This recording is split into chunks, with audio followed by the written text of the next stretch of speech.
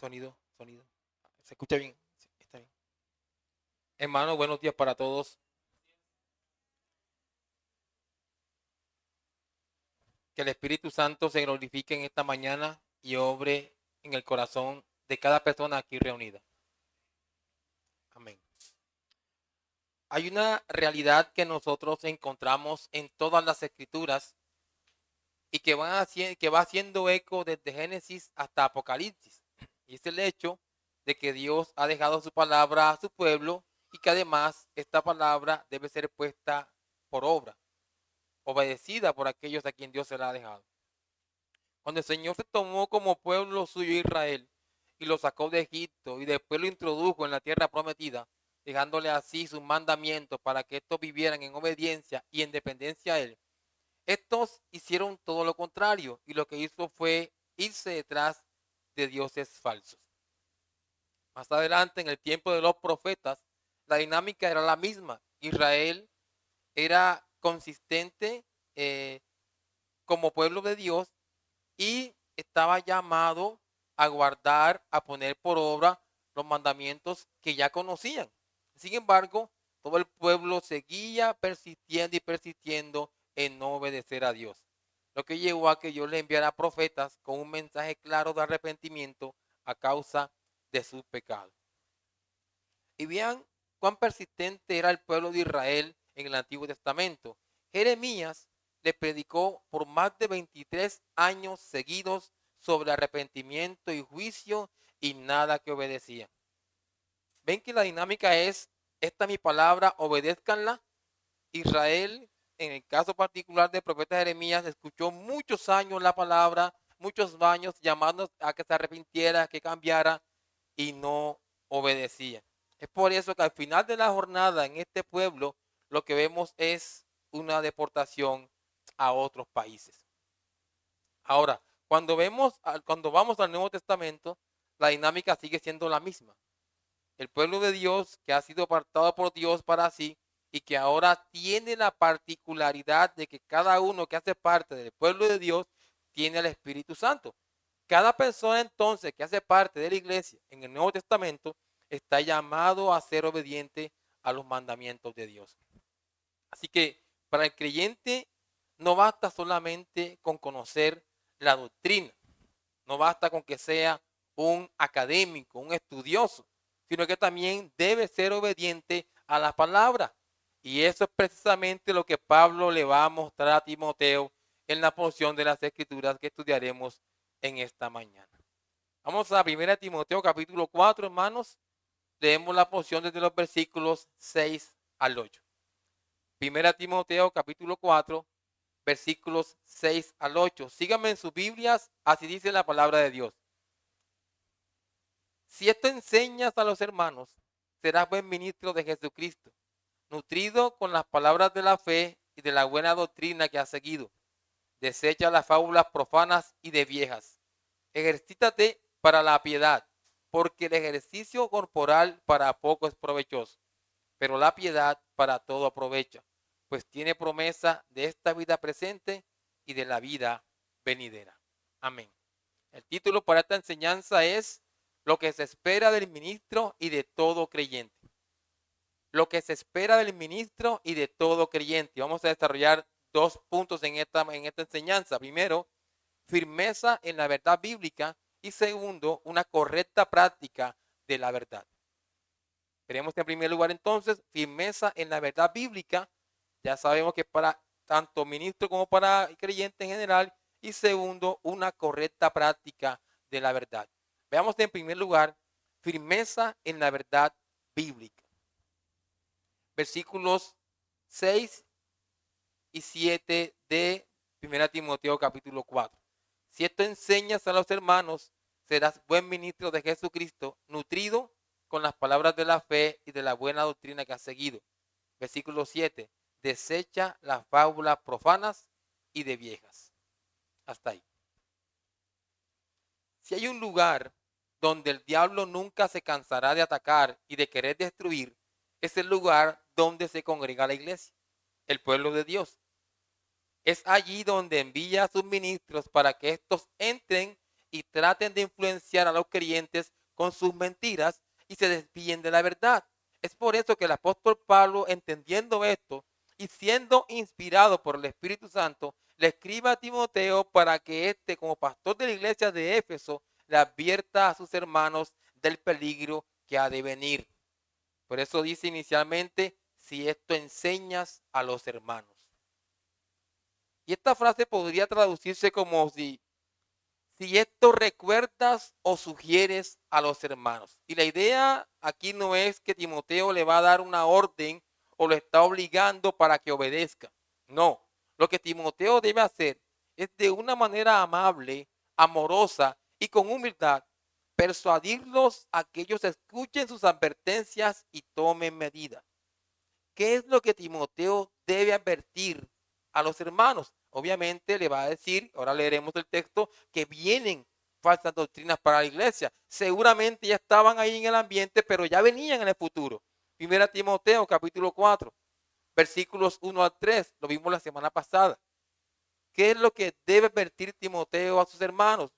Pero el Espíritu dice claramente que en los postreros tiempos algunos apostatarán de la fe, escuchando a espíritus engañadores y a doctrinas de demonios, por la hipocresía de mentirosos que, teniendo cauterizada la conciencia, prohibirán casarse y mandarán abstenerse de alimentos que Dios creó para que con acción de gracias participasen de ellos los creyentes y los que han conocido la verdad. Pablo ya le advirtió a Timoteo que la mentira entraría a la iglesia.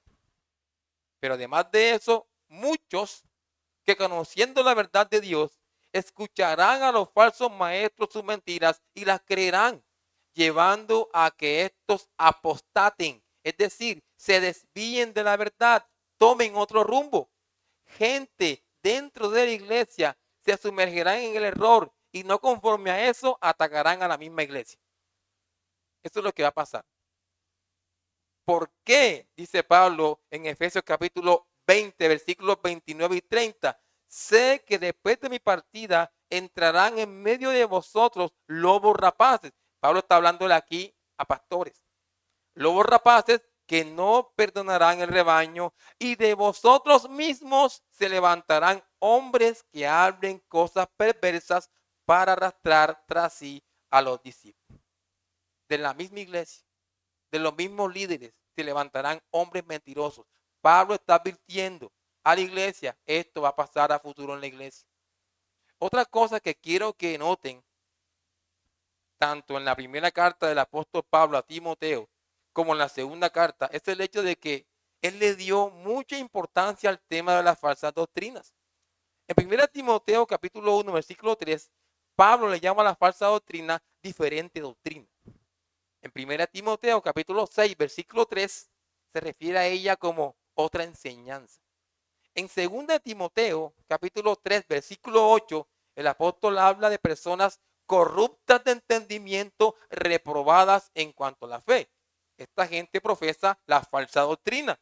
Y en 2 Timoteo capítulo 4, versículos 3 y 4 dice, porque vendrá tiempo cuando no sufrirán la sana doctrina, sino que teniendo comezón de oír, se amontonarán maestros conforme a sus propias concupiscencias y apartarán de la verdad del oído y se volverán a las fábulas.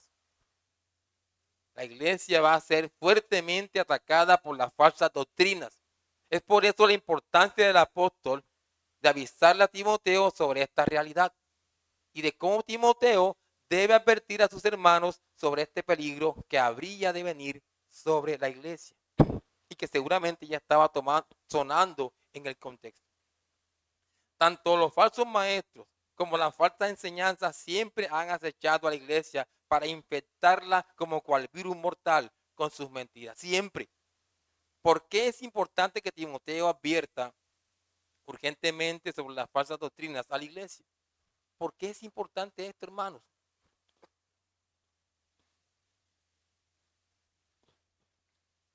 En primer lugar, porque las falsas enseñanzas destruyen el alma. Las falsas enseñanzas corrompen. Las falsas enseñanzas maldicen. Las falsas enseñanzas generan división. condenan, destruyen a la iglesia y ante todo son aborrecidas por Dios.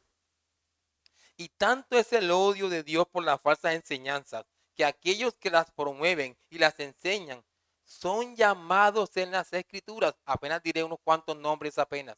Repito, tanto es el odio del Señor por las falsas enseñanzas que aquellos que las promueven y las enseñan son llamados por las escrituras animales irracionales, inmundicias y manchas, hijos de maldición, destinados para condenación, blasfemos, impíos, injustos, que no tienen al Espíritu.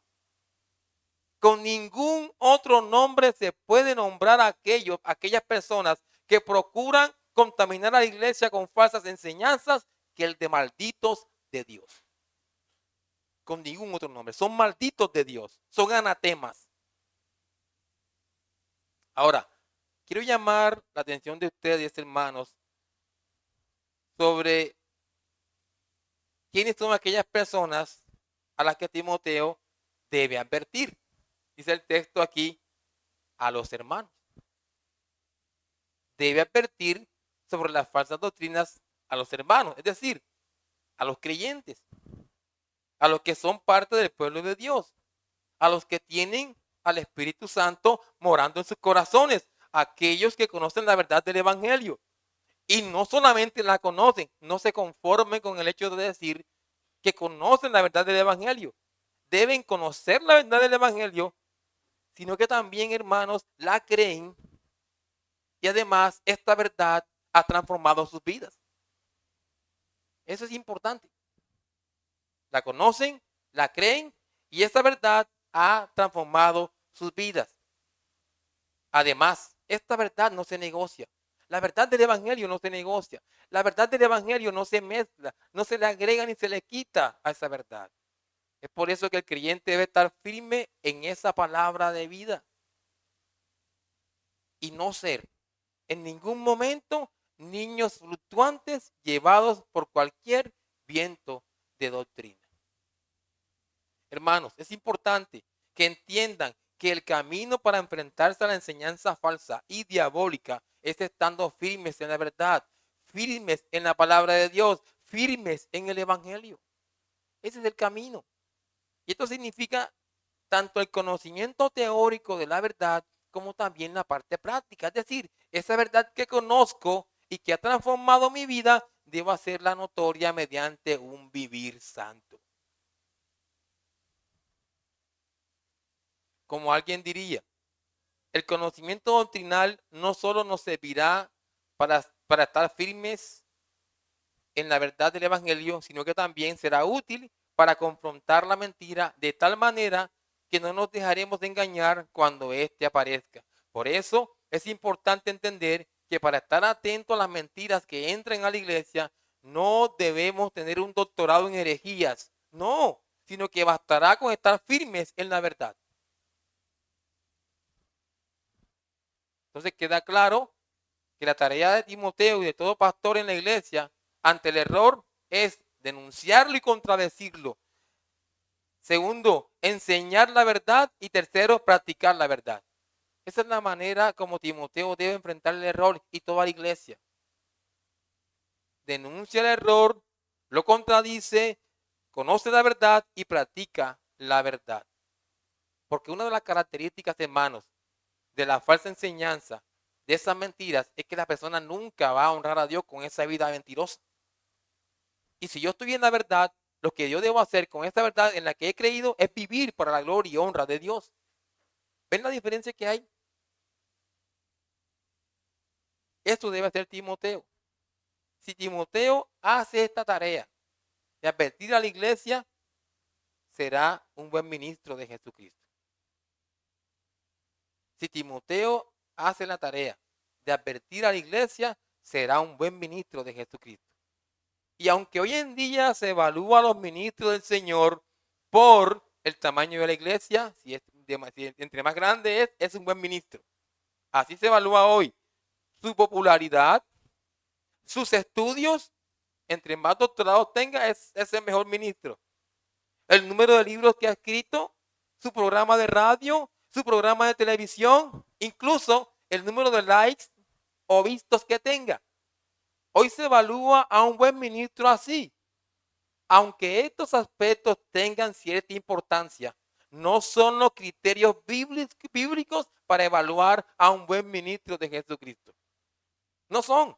Es por eso que esa es la palabra de Dios que se deben acoger los ministros o pastores. Es la palabra quien nos da el verdadero criterio para determinar a un buen ministro de Jesucristo. Es la palabra, hermanos. Ahora, la palabra ministro que aparece aquí es diáconos. Diáconos. Y no se refiere al cargo de diácono que hay en la iglesia, no se refiere a eso, sino que se refiere a ministrar o servir a Cristo mediante un ministerio. Además, hermanos, esta palabra también da la idea de operabilidad o utilidad, lo que quiere decir que los que sirven a Jesucristo deben realizar un excelente trabajo para su Señor. Es importante eso. Como diría William Hendrickson, un excelente ministro es uno que, en amante devoción a su tarea, a su gente y por sobre todo a su Dios, advierte contra los apartamientos de la verdad y muestra cómo enfrentar el error. Ese hombre verdaderamente representa y pertenece a Jesucristo. A veces nos da miedo denunciar el error en la iglesia, porque ciertas personas tienen cierto estatus y me da temor. Un ministro verdadero no le da temor eso, porque está en juego la honra y la gloria de Dios aquí. Entonces, hermanos, aunque un buen ministro de Jesucristo, sin ninguna duda, cumple con su deber en la iglesia, esto implica que no tiene temor de los hombres, como le decía. No tiene temor de enseñar la verdad tal y cual es. El buen ministro de Jesucristo, al procurar la santificación de la iglesia, busca la edificación de la iglesia en la verdad del evangelio. Esta es la clave en la lucha contra el error, la edificación en la verdad.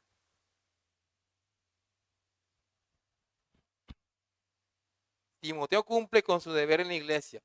Se ajustará a la descripción de lo que es un buen ministro de Jesucristo, el cual será nutrido con las palabras de la fe y de la buena doctrina que has seguido o que has estado siguiendo.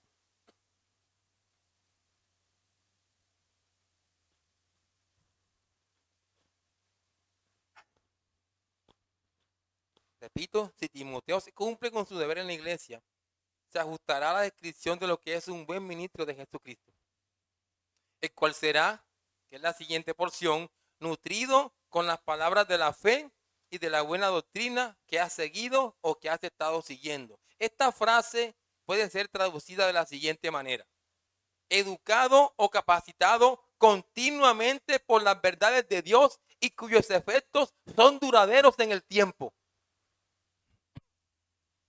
Un buen ministro de Jesucristo es alguien firme en la verdad y que además estudia con profundidad las escrituras.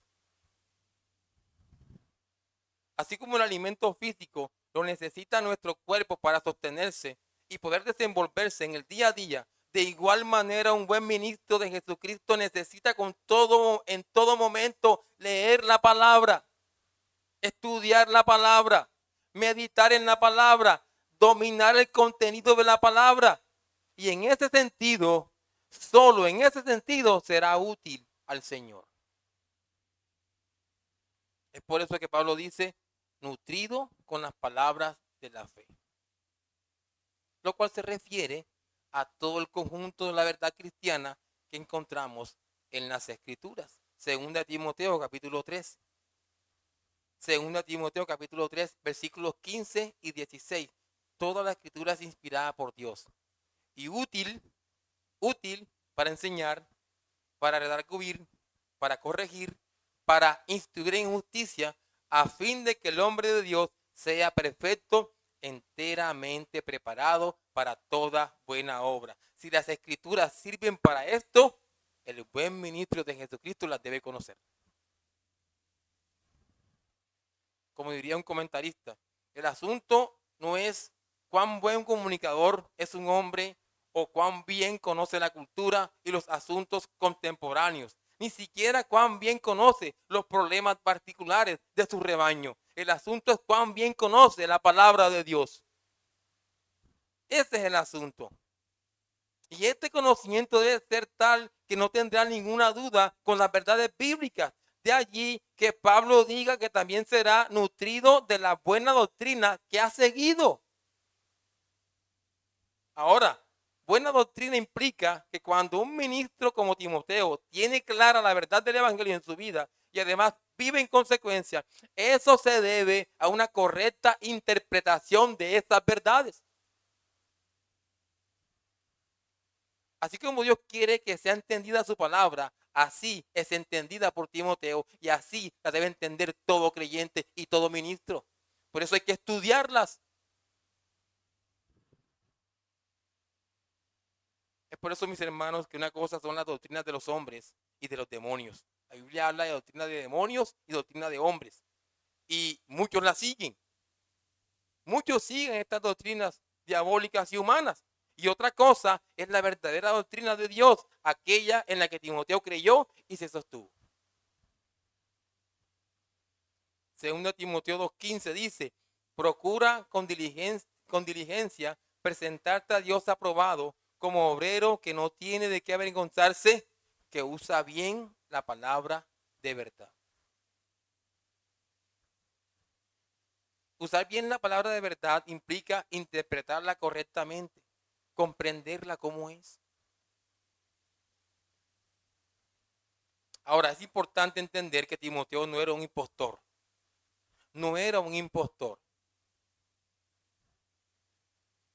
No era alguien que aparentaba fe. Él no decía ser creyente y no era. Él no aparentaba cierta piedad. Él no era ninguna persona que aparentaba nada. Timoteo era un verdadero creyente. Un hombre de fe genuino. Una vez el Espíritu Santo vino a morar en Timoteo, este hombre trazó un rumbo en su vida y que seguiría hasta el final de sus días. Una vida consagrada a su Salvador. Pablo sabía eso. Pablo sabía eso. Por eso dice claramente en el texto que él ha seguido estas cosas. ¿Ven la palabra seguido? Él ha seguido eso. La fe no fingida de la abuela de Timoteo Loída y de su madre Eunice, ahora la tiene Timoteo. Según Timoteo capítulo 3, versículo 15, y que desde la niñez ha sabido las sagradas escrituras. Desde niño las sabe Timoteo las escrituras, las cuales te pueden hacer sabio para la salvación por la fe que es en Cristo Jesús. Esa buena doctrina que Timoteo aprendió tanto de su madre y de su abuela como de Pablo, es en la cual debe estar firme Timoteo. Y esta doctrina que él aprendió de su abuela, de su madre, de Pablo, es la doctrina que debe enseñar a la iglesia.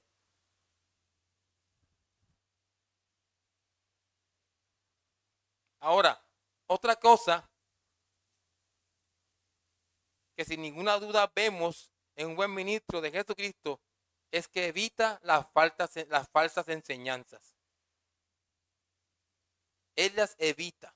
Él no se pone de curioso a estudiar herejías, a enfrentarse a ellas. Por eso Pablo continúa diciendo en el versículo 7, 1 Timoteo 4, desecha las fábulas profanas y de viejas. Es como si Pablo le dijera, resumiendo la frase, desecha, apártate de las falsas doctrinas que no sirven para nada. Son basura las falsas doctrinas. Son escoria.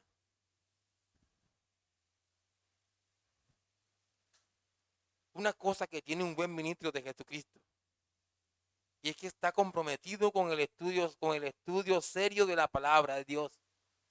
A él no le interesan las falsas enseñanzas. Al contrario, Pablo le dice a Timoteo, desecha, rechaza eso, sepárate de todo aquello que es opuesto a la verdad. Sepárate de eso. Por eso dice fábula, lo opuesto a la verdad. Y que además está separado de los santos, es profano, no consagrado. Y al decir Pablo que es de viejas, haciendo referencia a las historias ficticias que algunas mujeres ancianas inventaban a sus nietos y amigos, está dando a entender con esto que es pura habladuría, es necedad que no merece ninguna atención, las falsas enseñanzas. Es algo que merece ser pisoteado, tirado a la basura, como les dije. Es así como debe ser tratada la falsa enseñanza, rechazo total. Rechacen las falsas enseñanzas. No se inquieten por ellas.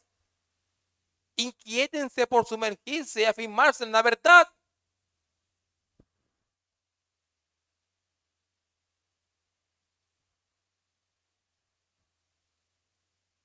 Ya Pablo había advertido a Timoteo estas cosas, hermano. Debe rechazar las falsas enseñanzas. Primera Timoteo 1:4 dice, ni prestes atención a fábulas. No prestes atención a todo aquello que es contrario a la Biblia. No le prestes atención a eso. Y en 2 Timoteo 2:23 dice, pero desecha las cuestiones necias e insensatas que engendran contiendas. Hermano, todo lo que tenga que ver con la falsa enseñanza debe ser rechazada por Timoteo, por el ministro y por cada creyente. No hay lugar para mitos necios y ridículos que en realidad son doctrinas de demonios. El ministro excelente mantiene sus convicciones y la claridad de su mente al exponerlas ante la palabra de Dios, no ante mentiras que se oponen a la Biblia. Luego de ver cómo tanto el buen ministro como los creyentes deben estar firmes en el conocimiento de la verdad, ahora veremos cómo se debe llevar ese conocimiento a la práctica y veremos qué palabra usa Timoteo para decir usen en la práctica esta verdad. Lo que nos lleva al segundo punto, una correcta práctica de la verdad. Una correcta práctica de la verdad.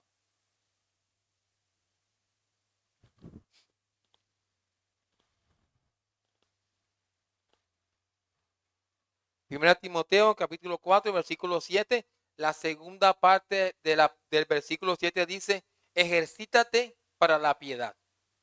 ¿Sí lo ven ahí? En estos momentos, el apóstol Pablo está pasando del conocimiento teórico a la práctica. Y para ello quiere que nos enfoquemos en la palabra piedad. Piedad.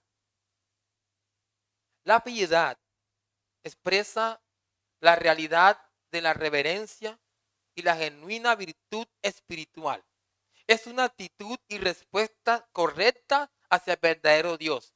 Es respeto por lo que Dios merece y es por consiguiente la más alta de todas las virtudes. Como alguien diría, la piedad designa la actitud correcta del hombre hacia Dios, que incluye el verdadero conocimiento, la adoración sincera, la fe salvadora, el temor filial, la sumisión en la oración y el amor reverencial. Conocer quién y qué es Dios conduce a actitudes correctas hacia Él y a hacer lo que Él quiere. Eso es la piedad. Eso es la piedad. La piedad es el alma y el corazón del carácter cristiano. Y el propósito de la vida cristiana es por eso que la piedad debe ser una realidad tanto para los ministros del Señor como para todo creyente. Deben, como creyentes, ser piadosos.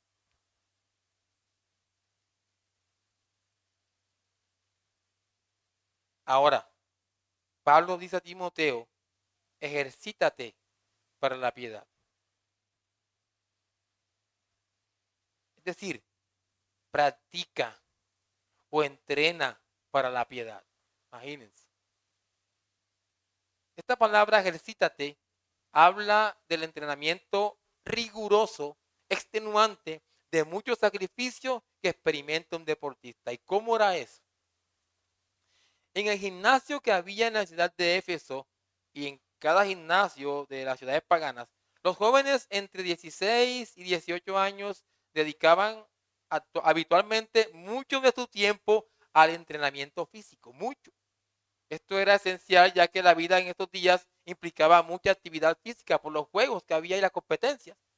Había mucho énfasis en el entrenamiento físico y en la gloria de los que ganaban los eventos deportivos. Por eso debían practicar fuerte. Así como la cultura griega hacía énfasis en el entrenamiento dedicado al cuerpo, Pablo exhorta a Timoteo a que se ejercitara para la piedad, lo que también le compete a todo ministro y a todo creyente. ¿Cómo se ejercita para la piedad? 3 elementos destaco aquí. Primero, dedicando tiempo en cultivar los medios de gracia, palabra, oración y servicio abnegado al Señor. Así cultivan la piedad. Otro aspecto, quitando de medio de ti todo aquello que sea un estorbo a tu crecimiento espiritual. Y te digo uno, el pecado, quítalo de ti, mortifícalo. Y en tercer lugar, enfocarse cada día más y más en todo aquello que glorifica a Dios. ¿Ven cómo se ejercita para la piedad? Esto es práctica y práctica y práctica. Testimonio, testimonio y testimonio. Vida santa, vida santa, vida santa, hermanos. Esto nos muestra una realidad que es muy significativa. Es el hecho de que sin ninguna duda, ejercitarse para la piedad es mucho mejor que ejercitar el cuerpo. Es por eso que el apóstol va a hacer la siguiente comparación. Versículo 8. Porque el ejercicio corporal para poco es provechoso. No que no sirva para nada. No que se va a desechar el ejercicio corporal. No. Dice, para poco es provechoso. Tanto en la época del apóstol Pablo como en nuestra época se le daba mucha importancia al ejercicio corporal. Es decir, a toda actividad física planificada y estructurada con el objetivo de mejorar o mantener la aptitud física, lo que a la vez traía beneficios a la persona. ¿Qué beneficios, aparte de músculos y de buena apariencia física, puede dar el ejercicio físico a la persona? ¿Qué beneficios aparte de eso? Miren, trae algunos beneficios. Primero, reduce el riesgo de hipertensión, accidente cardiovascular, diabetes, cáncer de mama y de colon, depresión y prevención de caída. En segundo lugar, mejora la salud de los huesos y funcional. Es un determinante clave del gasto energético y es por tanto fundamental para el equilibrio calórico y el control del peso. Vean los beneficios. Y el último es mejora la salud mental, el estado de ánimo, la capacidad del sueño y las funciones cognitivas como la memoria, entre otros beneficios. ¿Ven todos los beneficios que trae el ejercicio? Sin embargo, a pesar de todo lo bueno que es el ejercicio corporal, solo se limita a esta tierra. Es temporal, es pasajero, es caduco. Para poco entonces es provechoso. ¿Ven el sentido? Pero la piedad, dice el apóstol Pablo, para todo aprovecha. Pues tiene promesa de esta vida presente y de la venidera.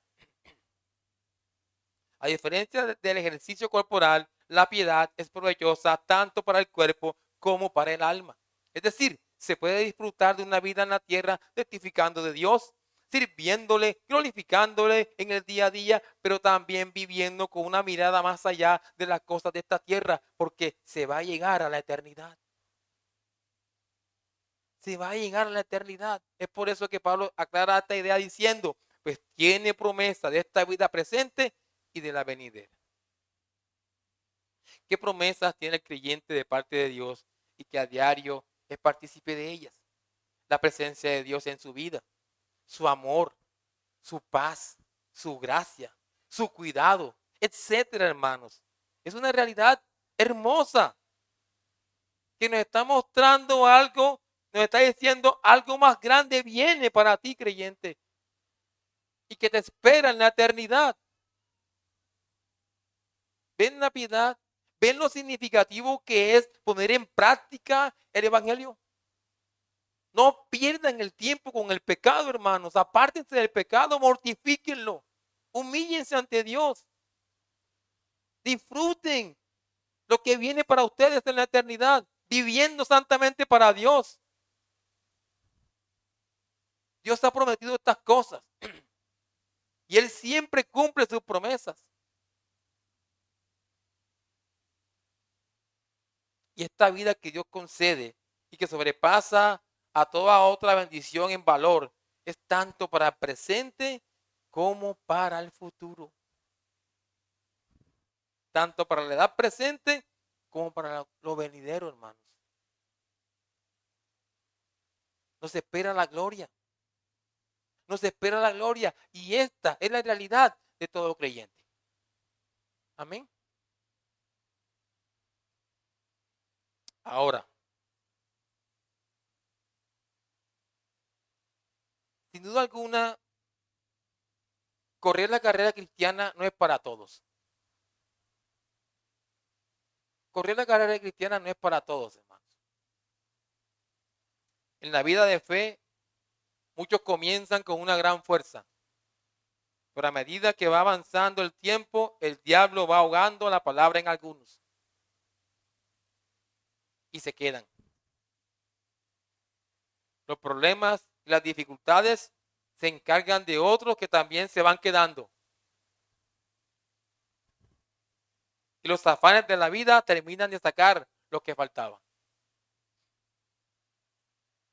¿Ven? No todos. Esa carrera no es para todos. Es para los que tienen coraje y determinación. Para los valientes. Para los esforzados. Solamente un grupo de valientes perseverarán hasta el fin. Y estos son los salvos. Los que tienen al Espíritu. Los que tienen fe para preservación del alma. Estas son las personas que verdaderamente aprecian la obra del Señor Jesús en la cruz de Calvario. Ellos son. Ellos saben que Cristo murió por ellos para transformar sus vidas, para hacer de ellos nuevas criaturas. Es por eso que a diario les viven agradecidos y claman en su corazón, gloria a Cristo.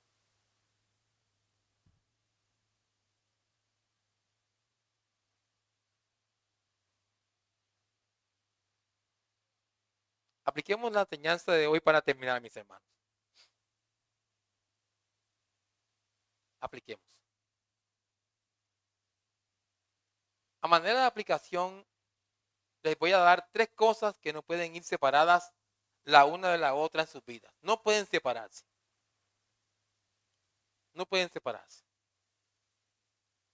Primero, firmeza en las escrituras. Firmeza en las escrituras. Debe ser creyente un estudioso serio y continuo de las escrituras. Debe ser. Esto lo digo porque muchas veces el creyente no saca tiempo de calidad para leer la palabra de Dios. No lo saca. Prefiere irse al parque, prefiere irse al cine, prefiere divertirse. Y no es que esto sea malo. No es que sea malo, sino que tenemos todo un cronograma de actividades bien definidas. Un cronograma social, donde la palabra de Dios no está en ningún lado en tu cronograma. Incluso como creyentes, a veces nos reunimos y hablamos de todo menos de Cristo. Eso es un indicio de que nos falta la palabra. Es un indicio de que nos falta la palabra. ¿Por qué mucha gente es fría en la iglesia? ¿Por qué? ¿Por qué otros no tienen nada que ver con el servicio? ¿Por qué? ¿Por qué otros no cambian en el tiempo? ¿Por qué? Porque otros no dejan de ser personas duras y difíciles. ¿Por qué? Incluso algunos creen que el concepto de la iglesia es para payasadas. ¿Por qué? Porque falta el estudio serio de las escrituras. Falta firmeza en las escrituras, hermanos. Eso tenemos que cultivarlo en nuestras vidas. ¿Por qué podemos irnos el domingo y pasar el resto del día al margen de las cosas de Dios? ¿Por qué? Porque el sermón no me sirvió para nada.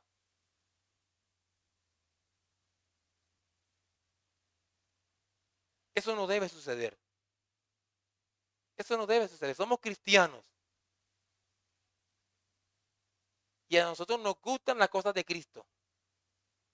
Nos deleita saber de Cristo, hablar de Cristo, pensar en Cristo, conocer más a Cristo. ¿Cómo que van a ser indiferentes a Cristo el día del Señor? No, hermanos, no, hermanos. Si el domingo salimos del templo, vamos con la cabeza saturada de la palabra, meditando en ella.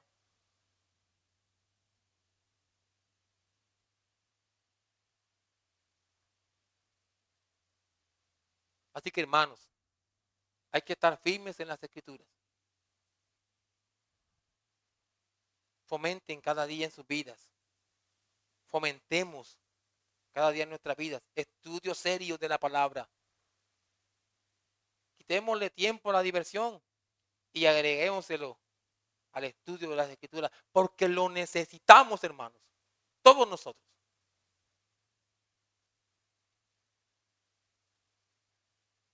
En segundo lugar, también va conectado ahí.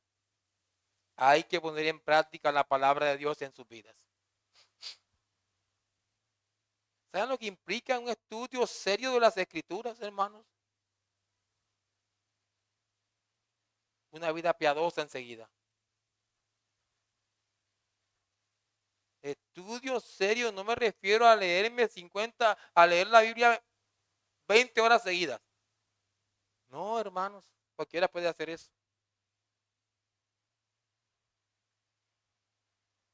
Es estudiarla bien, es masticarla, es degustarme con ella, es darme cuenta cómo a medida que voy estudiándola me va transformando más y más, me va haciendo meditar en mi vida, me va transformando, me va purificando, me va renovando cada día.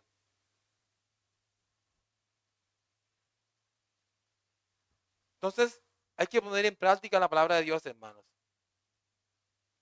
Hacer la voluntad de Dios para ti, creyente, debe ser el deleite supremo tuyo. Ninguna otra cosa puede ser mejor para ti. Si lo ves, hay que replantear. Eso no es cristianismo. Si hay algo mejor, mayor para ti que el deleite en Cristo, hay que replantear porque esa vida que llevo no es de cristiano. Como cristiano, mi mayor deleite es Jesucristo. Honrarle a Él. A honrar a Cristo, hermanos. A eso estoy llamado yo. Con mi vida. No una vida perfecta, porque nadie es perfecto. Solamente Dios es perfecto. Lo que me refiero es a alguien que sabe quién es Dios, que intima con Dios, que camina con Dios. Y por eso le vive glorificando con una vida de obediencia. Piadosos, hermanos, tenemos que ser. Piadosos tenemos que ser, hermanos. Poner en práctica la palabra de Dios implica también una vida apartada del pecado.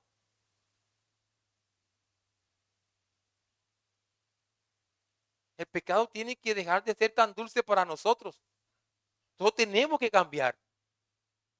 Hay que cambiar nuestra conducta, nuestra manera de ser.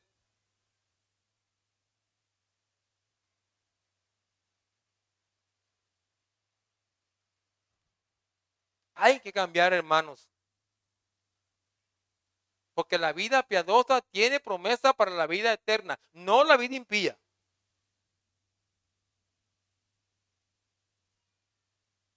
Así que les aliento a afirmarse en la palabra de hermanos y a ponerla en práctica. Creyente, tú no puedes estar jugando con el pecado en estos momentos.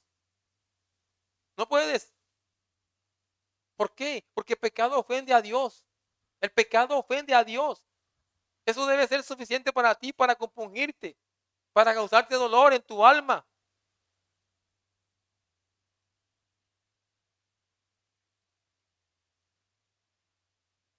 Apártate, mi hermano y hermana, del pecado. Apartémonos del pecado. Además, además, poner en práctica la palabra de Dios implica para ti sacrificio, esfuerzo. Y esto a veces nos mete en problemas. Hermanos, ni los cobardes, ni los perezosos, ni los neutrales tienen parte en las cosas celestiales. En el reino se hace. Solamente aquellos que saben en quién han creído podrán darlo todo por su Señor. Los que tienen dudas, ahí estarán quietecitos. Pero los que saben quién los rescató y de cómo derramó sangre, Señor, dime lo que sea, porque para donde me diga voy. Que para mí no hay nada más importante.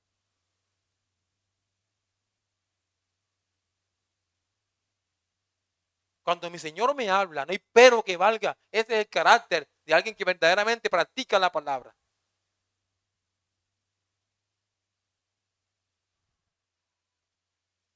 Pero el cansancio, las cosas cotidianas, hermanos, por favor, Señor, tú debes entender que yo paso cansado y tengo cosas que hacer y mi familia y lo otro. Ese no es un pensamiento de un cristiano.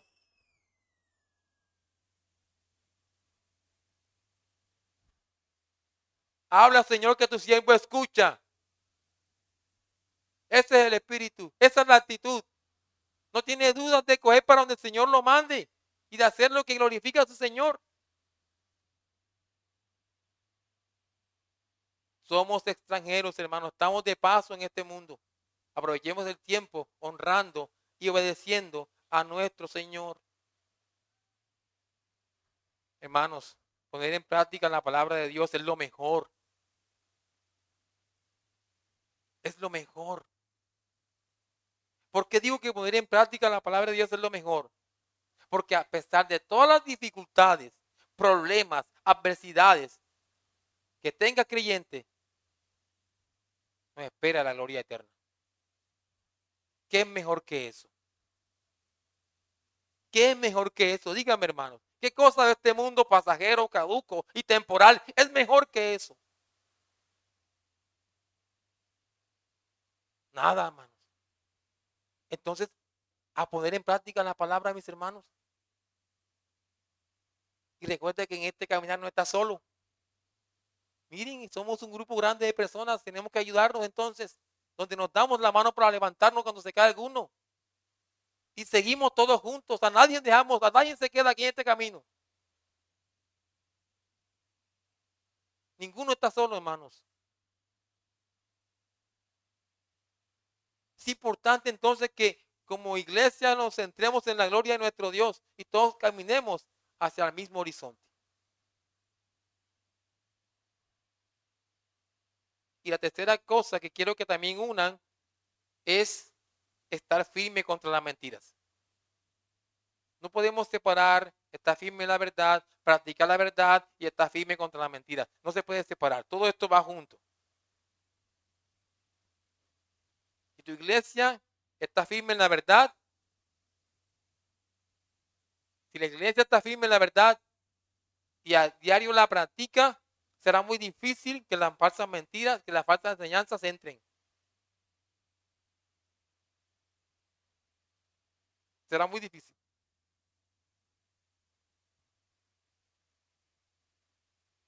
Por eso, iglesia, tu prioridad debe ser cada día la verdad del evangelio. Afírmate, aliméntate, instruyete en el evangelio cada día. Seguramente vendrán falsos maestros. Seguramente vendrán con malas intenciones. Que vengan, hermanos. Si estamos firmes, que vengan para denunciarlos enseguida.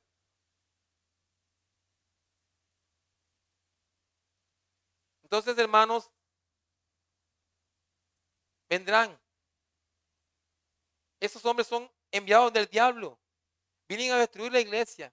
Vienen a dañarnos. Vienen a dividir. Es por eso, hermanos, que debemos estar firmes en la verdad para evitar que la maldad nos haga daño. Y finalmente, para aquellos que están sin Cristo, les quiero decir unas palabras a los no creyentes que están aquí en estos momentos. Para aquellas personas que hoy nos acompañan y que no son creyentes, les digo que aunque te burles, aunque te cause risa lo que te voy a decir, te digo que una vida sin Cristo no tiene ningún sentido. Sí, no tiene ningún sentido. Puedes reírte, pero es la verdad. Una vida sin Cristo no tiene ningún sentido. Vivir al margen de Dios, estar por fuera de su reino, es terrible. Es terrible. Caminar hacia la condenación eterna por estar alejado de Dios es terrible. Y eso no da risa, da miedo, da temor, da angustia.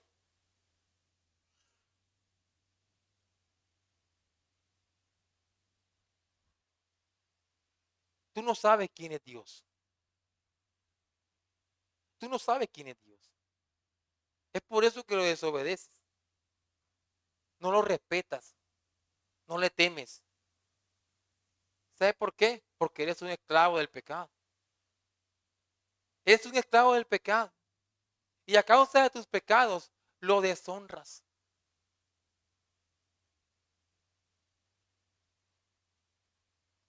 Y allí radica tu problema. Que a diario te la pasas deshonrando a Dios. Ese es el gran problema tuyo. Y el deshonrar a Dios te hace merecedor del infierno. Y la única solución a este problema que tienes es que te arrepientas de tus pecados y creas en el Señor Jesucristo. Y esto no tanto para que te libres del infierno, sino para que comiences a darle con tu vida el honor y la gloria que Dios te merece. Vamos a orar.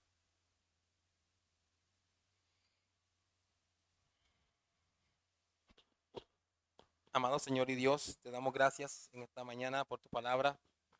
Gracias por traernos en este día y regalarnos, Señor, este espacio de bendición para cada uno de nosotros.